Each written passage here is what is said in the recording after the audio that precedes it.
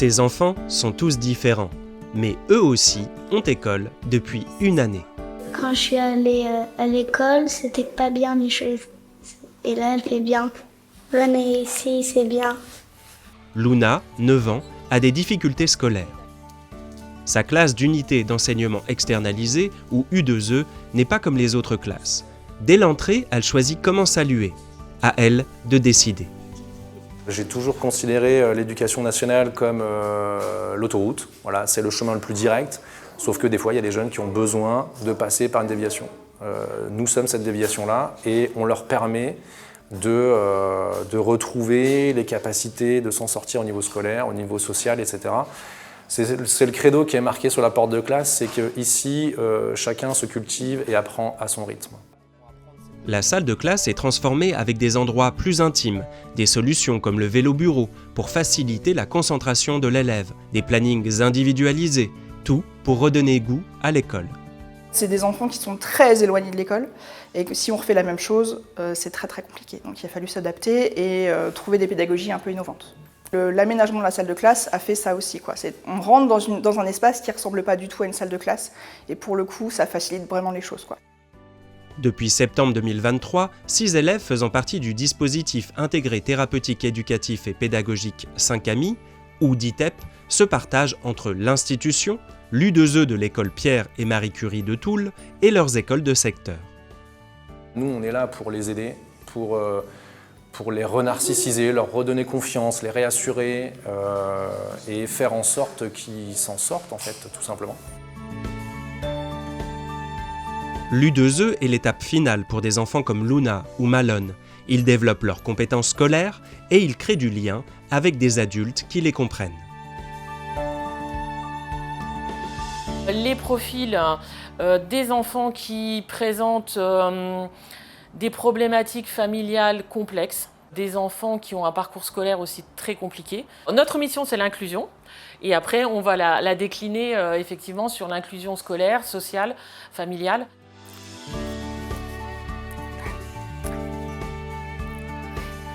Dans ce voyage au cœur des écoles inclusives, une autre U2E, en lien avec l'Institut des sourds de la Malgrange, voit le jour il y a 1 an à Haïcourt. Le but ? Réunir des enfants malentendants avec des enfants du milieu ordinaire dès la maternelle. Les enfants qui sont malentendants ont leur propre classe, leur propre local à eux, avec leur enseignante spécialisée et leur ATSEM malentendante également. Et ils ont des temps d'inclusion en classe ordinaire sur des domaines et compétences choisis et réfléchis ensemble en équipe. Le petit groupe d'écoliers navigue entre sa classe et les activités des autres classes. L'inclusion s'est fait petit à petit, donc d'abord avec le sport, donc ça s'est très bien passé directement, et ensuite dans les autres matières. Et là, on a fait de l'inclusion inversée aussi, où des élèves de la classe de maîtresse Charline à côté venaient aussi. Donc c'était intéressant parce qu'on mixait vraiment les groupes et il n'y avait pas seulement nos élèves qui allaient en inclusion, mais aussi leurs élèves qui venaient dans notre classe. Le personnel de l'école tout entier s'est investi pour les accueillir le mieux possible. Elle a dû aller reposer l'objet et courir sans objet, avec 0. Le challenge a été de me former à la langue des signes. Il faut savoir que l'IJS, l'Institut des jeunes sourds de la Malgrange, nous a proposé de nous former à la langue des signes pour toute l'équipe. Pour cet ATSEM dédié à la classe, les progrès depuis quelques années sont énormes.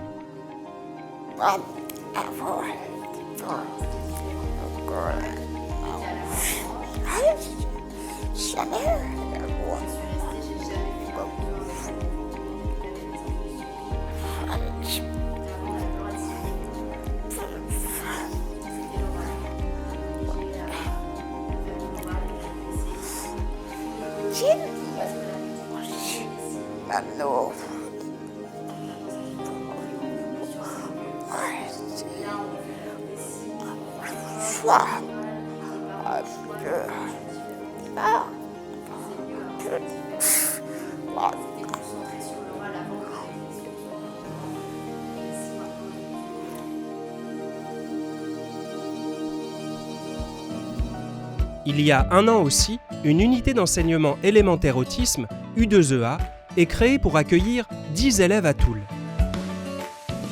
c'est difficile pour eux de comprendre qu'est-ce qui se joue dans une situation de cours de récré, de comprendre que je cours après un enfant parce que j'ai envie de jouer, mais en fait cet enfant il court parce qu'il n'a pas envie de jouer avec moi. Et ça c'est notre rôle d'éducatrice, de les accompagner dans les interactions sociales, dans la communication, dans la gestion de leurs particularités sensorielles.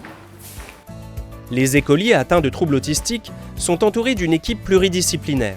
Une monitrice éducatrice, une AESH, un enseignant, une psychopédagogue, une orthophoniste et une éducatrice spécialisée. L'éducation nationale implante l'U2EA dans un établissement d'éducation nationale et fait le pari de l'école inclusive.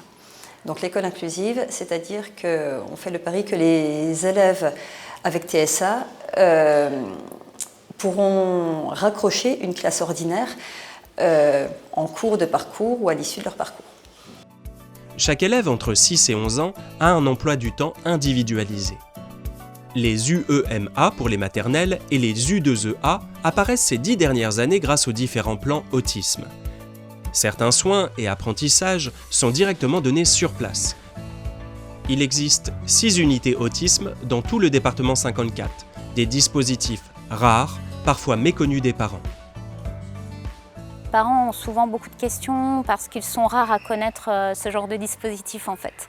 Donc on a dû beaucoup rassurer au début parce que c'était nouveau et puis aussi expliquer que l'objet final est bien l'inclusion scolaire. Donc l'intérêt à terme c'est ce travail en collaboration beaucoup plus on va dire de proximité, de terrain que ce qu'on pouvait avoir auparavant.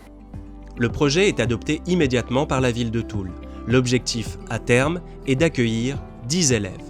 On ne s'est même pas posé la question 30 secondes si on y allait ou si on n'y allait pas.